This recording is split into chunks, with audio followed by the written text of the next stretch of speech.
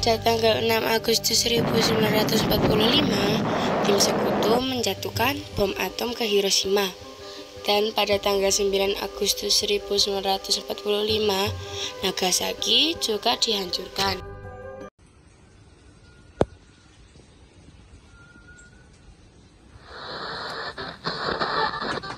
Received this afternoon a message from the Japanese government in reply to the message forwarded to that government by the Secretary of State on... Bung. Iya, sebentar. Ada apa, Bung, malam-malam kesini? Bangsa Jepang sudah mengakui kekalahannya. Kumpulkan semua pemuda, kita rapat malam ini juga. Baik, siap. Hei kalian!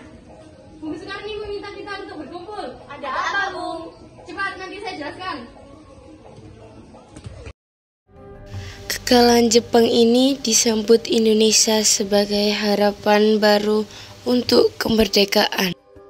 Jepang menjanjikan kemerdekaan Indonesia dalam beberapa waktu mendatang, sehingga terbentuklah PPKI, Panitia Persiapan Kemerdekaan Indonesia, pada tanggal 7 Agustus 1945.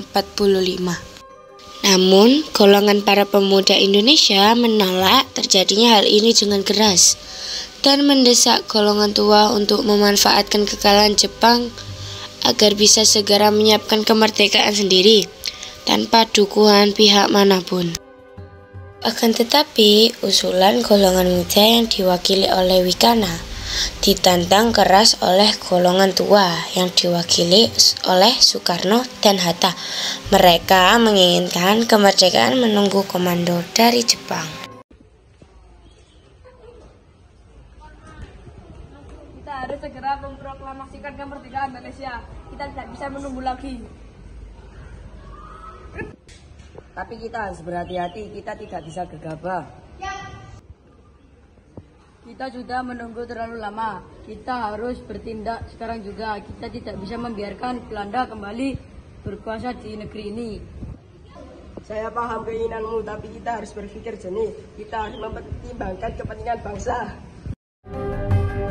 Pada tanggal 16 Agustus 1945, Golongan Muda bersama dengan pasukan peta pembela tanah air bertindak cepat untuk menyiapkan kemerdekaan dengan mengamankan ketua PPKI, yakni Soekarno ke Rengas Dengklok, agar tidak dipengaruhi oleh pihak Jepang.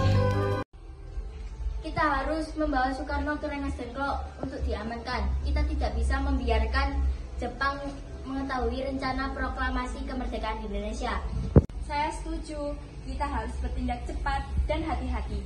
Kita tidak bisa membiarkan Soekarno tertangkap oleh Jepang. Saya harus membawa Soekarno ke Rengas Dengklok. Kamu mengurus Hatta. Mendengar hal itu, Ahmad Subarjo melaporkan kepada Laksamana Maeda, perwira Angkatan Laut Jepang yang mendukung kemerdekaan Indonesia.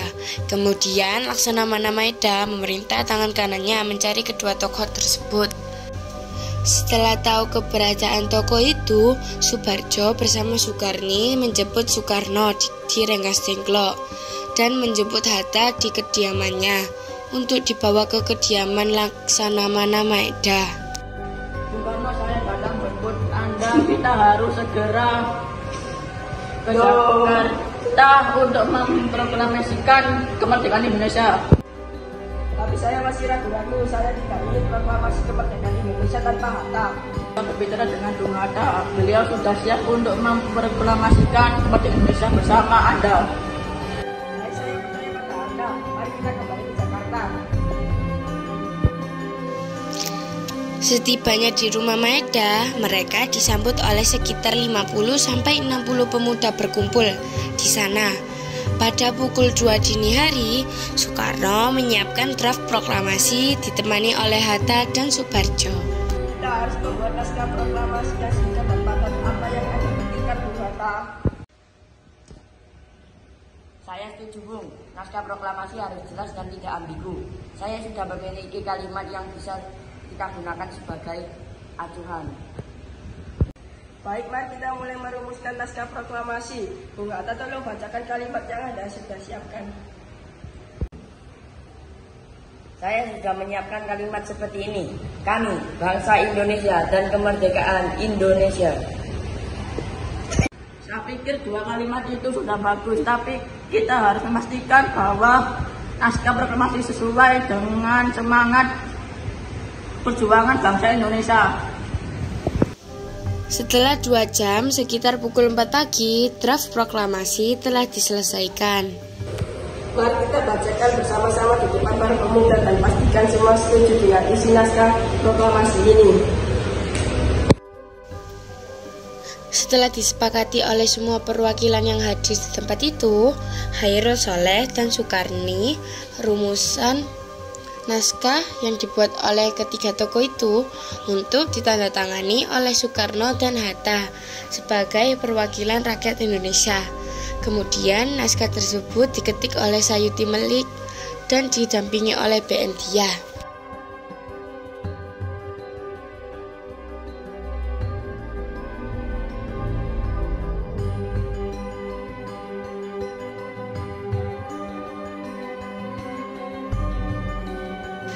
Awalnya proklamasi akan dibacakan di lapangan Ikada, namun khawatir akan terjadinya bentrokan, maka akhirnya disepakati pembacaan naskah proklamasi dilakukan di halaman rumah Soekarno, tepatnya di Jalan Pegangsaan Timur nomor 56 Jakarta.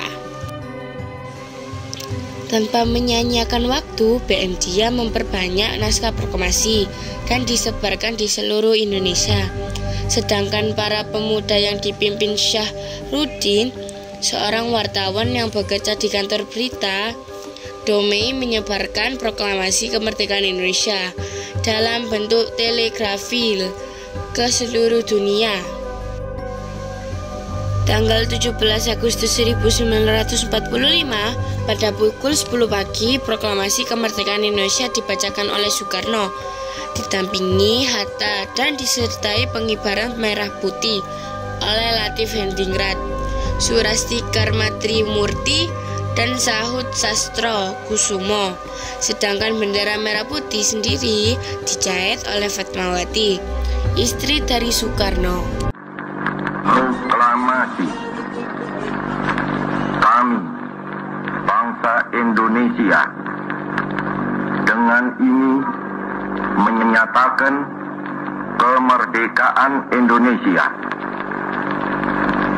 Hal-hal yang mengenai pemindahan kekuasaan dan lain-lain diselenggarakan dengan cara saksama dan dalam tempo yang sesingkat-singkatnya. Jakarta, 17 Agustus 1945, atas nama bangsa Indonesia, Soekarno, Hatta.